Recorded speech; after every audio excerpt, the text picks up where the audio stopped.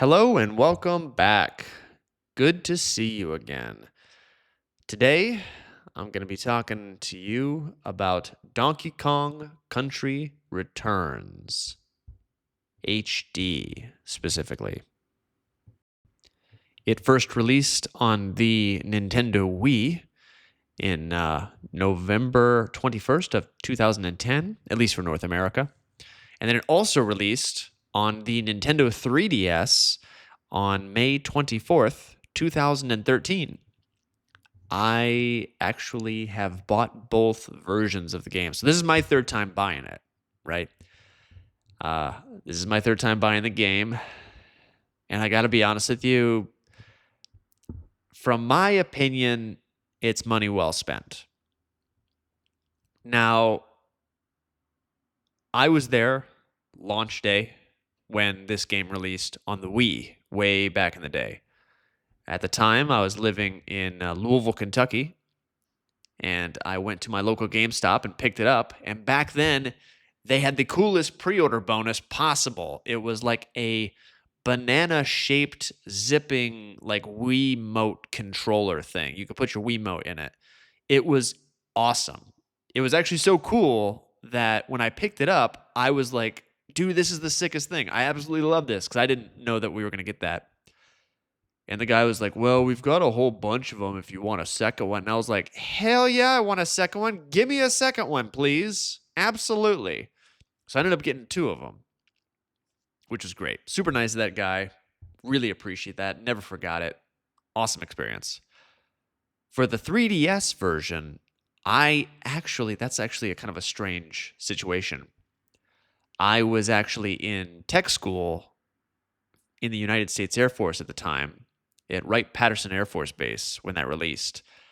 And I guess they must have announced it while I was in basic training or while I was busy with my, military stuff, because I did not even know that it was released until I just walked to the local BX, or the base exchange, and I didn't have a car at the time, so I walked the base and just did stuff like that for fun. But I was walking around and I knew Luigi's Mansion 2 had come out, and I bought that there. But I saw Donkey Kong Country Returns 3D on the shelf. And I was like, oh my, this is like one of my favorite games on the Wii. And now I can have it portably. Absolutely, I'm going to buy it. Of course I'm going to buy it. Now, I will admit, I beat the game on the Wii, but I never beat it on the 3DS. While the portability was great and I really loved that experience, the screen for me was a little small. At the time, I had a launch edition of the Nintendo 3DS, specifically the turquoise model, if anybody's interested. And the screen on that thing was so small that, like, when Donkey Kong would go into the background or things like that, especially in the later levels, I couldn't see what was going on. It was way too tiny. And so I ended up never beating the game on the 3DS. I probably should go back and try to beat it now that I have a new Nintendo 3DS XL with a glorious, beautiful screen. I probably should go back and try to beat it so I can say that I've beaten it on all consoles. And I guess, spoiler alert, I have beaten it on the Nintendo Switch. I beat it in about 3 days. It's a pretty quick game to go through. And actually, a controversial take here. Donkey Kong Country Returns is my favorite Donkey Kong game of all time. I really, really love Donkey Kong Country Returns. Now,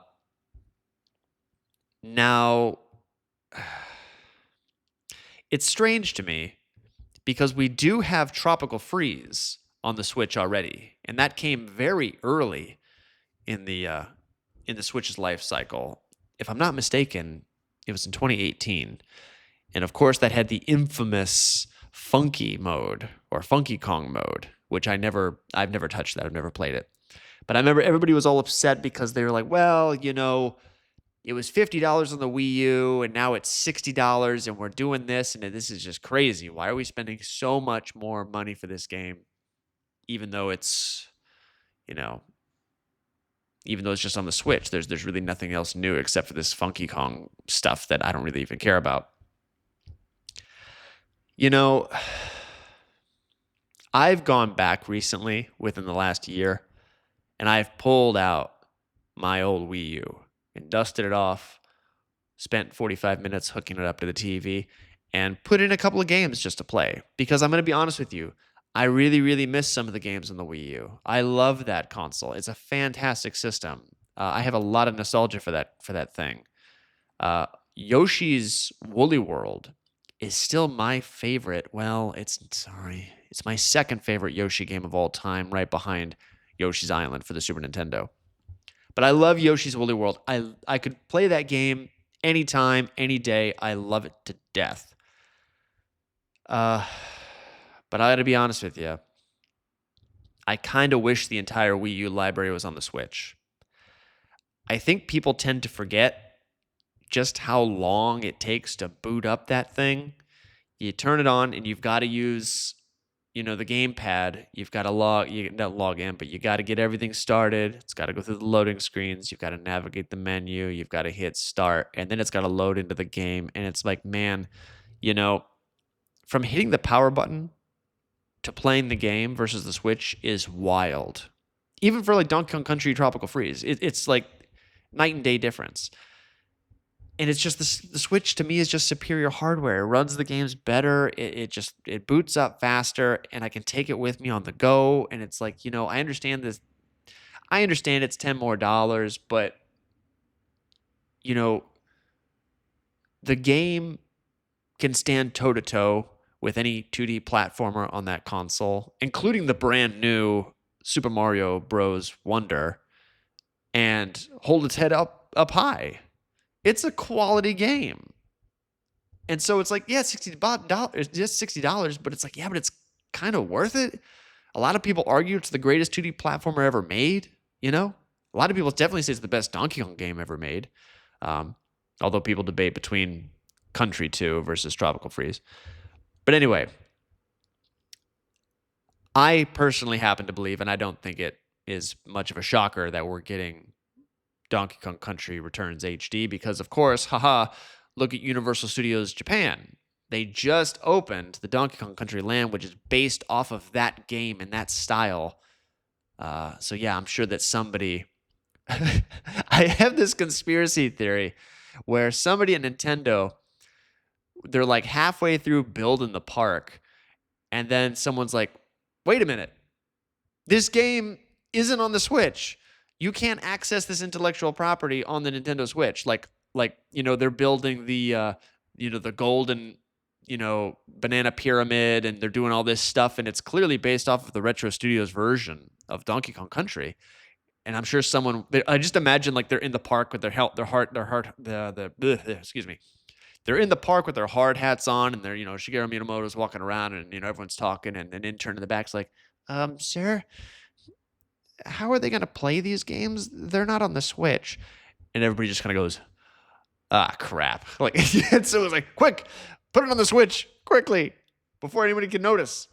And it's like, because, yeah, the game launched after the park opened, which I thought was kind of wild. I figured when they announced that it was going to be coming, I was like, oh, that'll probably be an easy drop, a week or two before the opening of the park. And actually it was after. And now that kind of is my evidence to say that they kind of totally forgot about it until the last minute.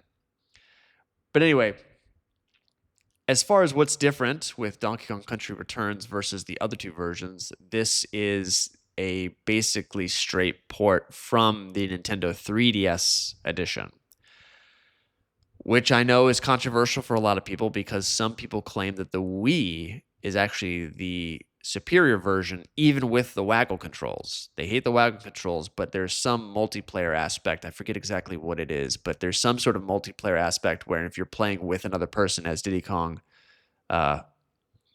you can't jump off of each other or something anymore. I don't know. There's some kind of technical glitch, and hopefully Nintendo hears the cries of the people, patches it, and then this will be the definitively best possible version, not a question. That's the only technical issue as of right now that I'm aware of.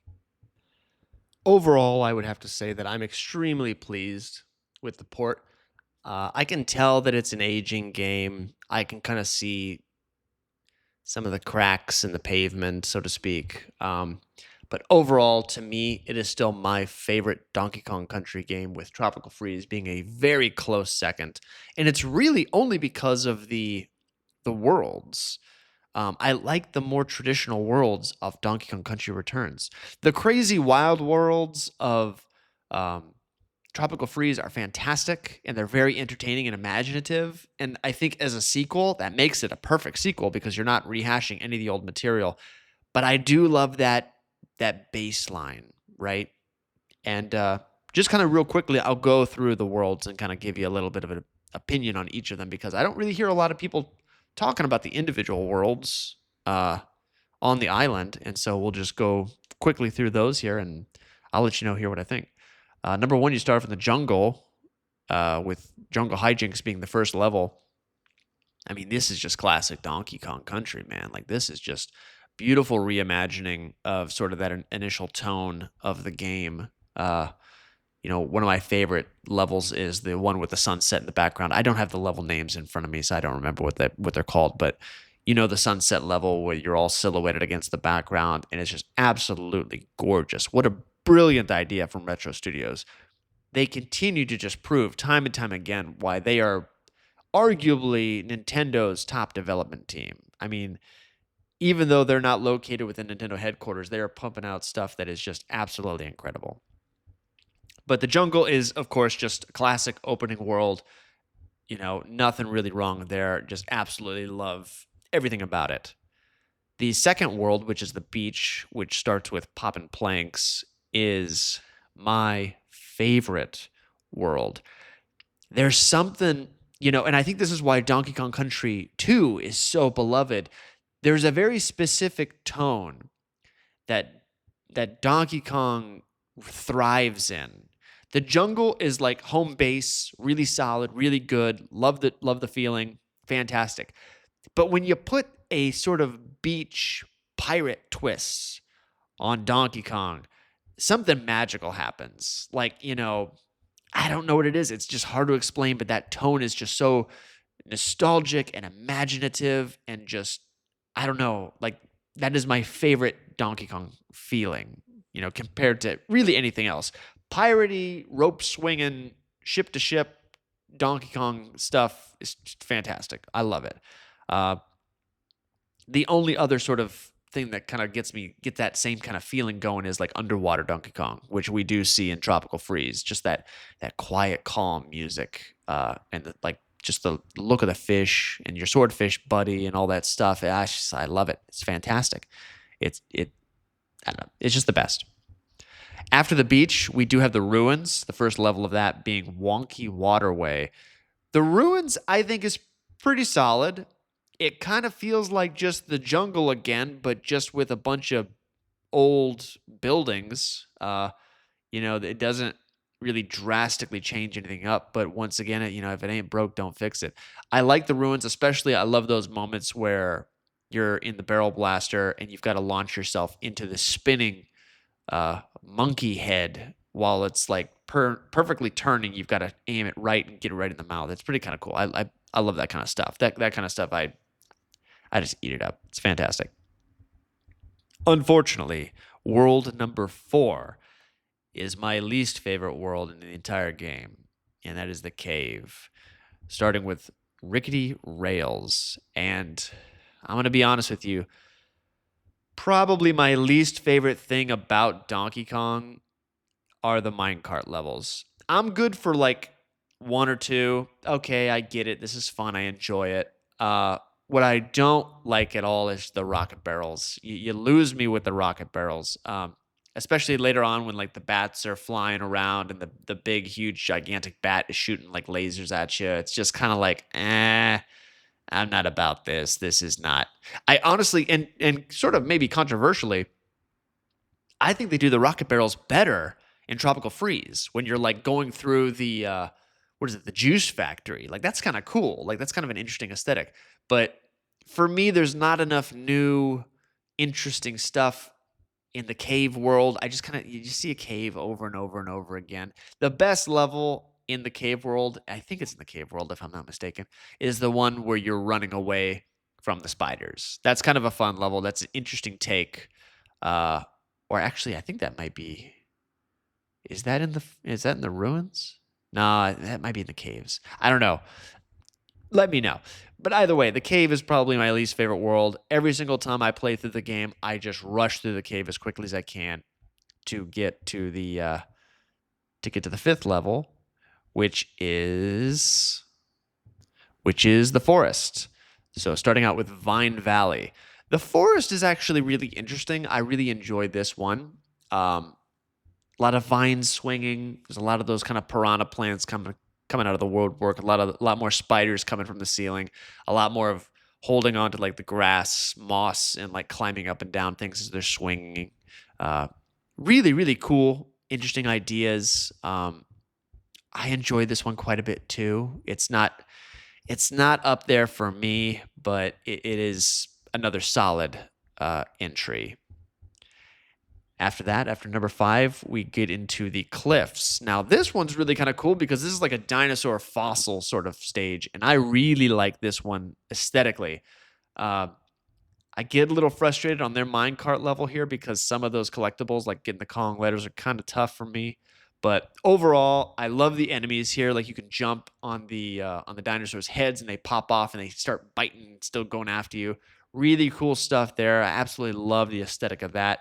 It's extremely different from anything we've seen before, where some people can argue that, well, the jungle is kind of like the ruins, which is kind of like the forest. It's all very green. It's like my favorite color is green, baby. I love green. So, I can never get too much of that aesthetic. But the cliffs are a nice break. I love that kind of like design and look that it's got to it. And the boss battle at the end of the cliffs is fantastic. I'm not going to talk too much about the boss fights because I don't want to spoil anything for anybody that hasn't played it yet. I'm trying to keep it relatively vague. After that, we then go on to the factory. The factory is probably my second favorite world in this game. Some of the stuff here, especially the boss battle, I think the boss battle in the factory is my favorite boss battle in the entire game. It's just awesome. Such a cool, interesting idea. The factory's great though. I love, once again, they do another silhouette level here where you're in like the smoke of the factory and it's all very sort of like old school, original arcade Donkey Kong, like, designs and looks, although also a little bit of like Famicom colors and stuff like that. Really cool, interesting stuff here. The enemies also are really sweet. And then one of my favorite obstacles in the game is where if you touch a light on the wall, the blocks switch. So if you hit the blue one, the blue come out and the red go in. And then if you hit the red come out and the blue go in. And it's really cool. So you've got to time your jumps perfectly to go across the light and onto a safe platform at the same time. Awesome idea. Retro Studios just proven that they are the best at what they do. Just fantastic work there. Absolutely, absolutely love it. And then the last and final world, at least of the main campaign, is the volcano. This one is one of my favorite volcano worlds in any Nintendo title.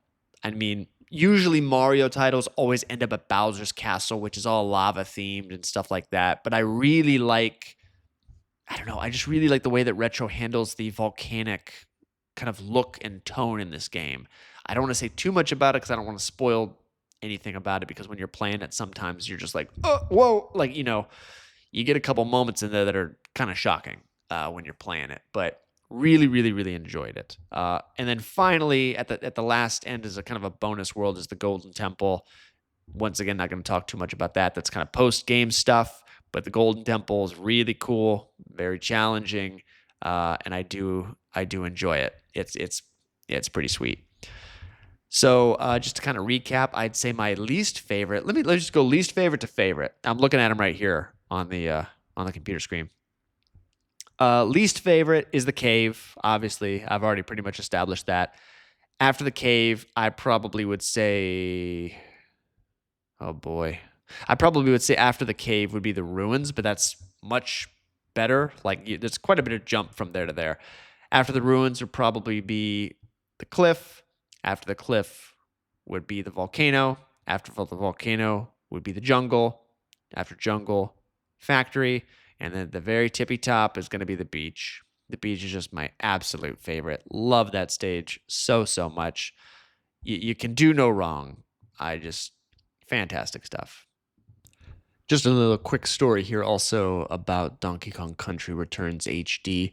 Um, Anytime a really cool looking game is coming out or something like that, my wife is always kind of looking over my shoulder, like, what games are you interested in? Like, what's going on? She likes to kind of stay plugged into that stuff. And I mentioned to her that, well, Donkey Kong Country Returns HD is coming out on the Switch. She does have her own Switch, and she plays a few games on there. She'll play, of course, Animal Crossing. That's a big one for her. She's played a lot of that. But then also a lot of Mario Kart. She's a big fan of Mario Kart 8 Deluxe. She even bought the DLC for all of that. So she is pretty into that title. And then a few other games here and there, just depending. Like Kirby and the Forgotten Land, she got into that pretty heavily when that came out. And we have to talk about that at some point. It's a fantastic title. But when I told her that Donkey Kong was coming out, she was like, "Oh, I'm really good at Donkey Kong. I'm actually Donkey Kong Country used to be my stuff on the Super Nintendo. I was always really good at the minecart levels." And to me, I was like, "No way, that's wild. No, because I'm terrible at the minecart levels, and I'm the guy that I platinumed Elden Ring. So you're telling me that you're just great at Donkey Kong, which is, I mean, the country games are like famously very difficult platformers for Nintendo. I mean, Mario's kind of built for all ages, and Donkey Kong's step up, in difficulty." And I ended up buying it for her, and surprisingly enough, she's gotten very far because one of her and I's nephews, he's also kind of been playing the game since it came out. And he was like, "Man, I've been playing it constantly, and I just can't get that far. Like, I'm stuck on the middle of the beach world." And yeah, at that time, my wife had already made it to the cliffs, so she was like messing around with the dinosaurs and stuff like that. And she was like, "Oh, okay, cool." I was like, "Wow!" Like she's a lot better than I thought she was going to be at Donkey Kong. I was like, "Oh, okay, good on you, good on you." I do remember as a kid, I was terrible at Donkey Kong Country on the SNES. I was really bad. I loved it just because of how it looked, and the music, and the tone, and the atmosphere. But after I don't know, I think the second world, I just was like stuck. I just never saw any more of that game, unfortunately. It wasn't until Country Returns when I got older and I was in college and I had my own Wii, and I was like, "Oh," and I trucked through and I beat the whole game. And I think that's probably why that Country Returns is so close to my heart, because it's the first game that I sat down, beat it 100% solo, and just invested my time and effort into it, and you know got all the Kong letters. And I never got all the puzzle pieces in the Wii version because I ended up just kind of putting it down and just be like, it's fine. It's the Kong. I got the Kong letters. That's whatever. As a little bit of bonus information, I'm not sure if it's because of the park or because of the game, but out here, the Nintendo Store Online, which, by the way, the Nintendo Store Online in Japan is just amazing. It is so awesome. Unfortunately, they don't ship to anywhere else in Japan, so you got to live here to get the stuff. But I order stuff from them from time to time, and the Donkey Kong merch that they launched with the game was really, really cool. And I was surprised to see that they had a lot of it.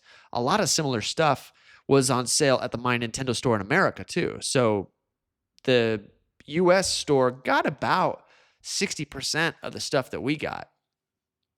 Most of the stuff that they did not get was like some of the smaller things, like a lot of the stationary stuff or some of the little jars and like all that kind of stuff. But the most of the bigger stuff they got, which is pretty cool. But yeah, it's I don't know. They kind of knocked it out of the park with that release. Really good launch line for the Nintendo store out here in Japan. The theme park opened about a month or two prior to the game coming out, and then the game seems to have done pretty well out here. I mean, within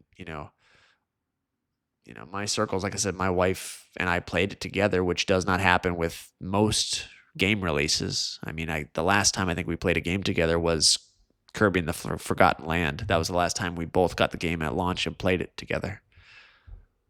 But I think that'll probably about do it for me for this episode of Donkey Kong Country Returns. This video is a little late. I'm actually releasing this quite a bit after, but I didn't have the podcast at the time, and I did not want to leave that out. I wanted to cover that because that is a 2025 release, baby, and it deserves a little bit of attention and recognition because it is a fantastic title, and it's going to be backwards compatible on the Switch too. So definitely don't pass it up. Give it a shot. If you don't want to shell out the money to play it yourself, I think... No. There's no demo. They don't do demos.